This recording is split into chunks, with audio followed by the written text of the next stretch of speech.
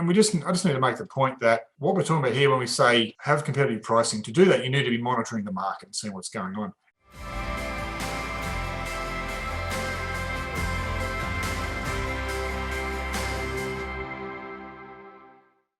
Okay, moving on to being compelling and trying to get this deal across the line. So we've taken people through the journey of being found. Yes, they've actually come across us. They know that we exist. We've been enticing. We've tried to make it easy for them to use us, to make a booking with us. Now it's about getting that deal across the line, that final lever to pull. And the first one here is pricing leakage.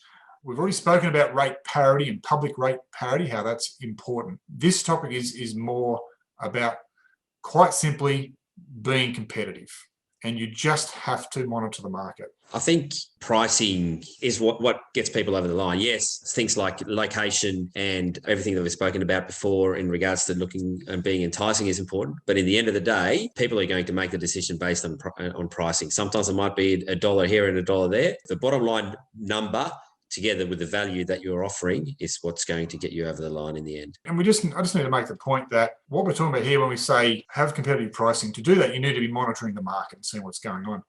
But we don't mean ad hocly from day to day, having a look on booking.com and seeing what a couple of your competitors are doing. You need to become systemized. You need to become almost programmatic about it, so you could actually have clarity around what's happening in the marketplace. Because when you get clarity, you begin to gain confidence around what to do with your pricing. There's plenty of ways to find pricing. Yes, you can watch what's going on Booking.com and Expedia, but like Mick said, that's completely ad hoc. Both of those platforms offer back-end pricing where you can actually find out what your competitors are charging, not only their cheapest price, but the cheapest price if you stay for 3 nights, etc., etc.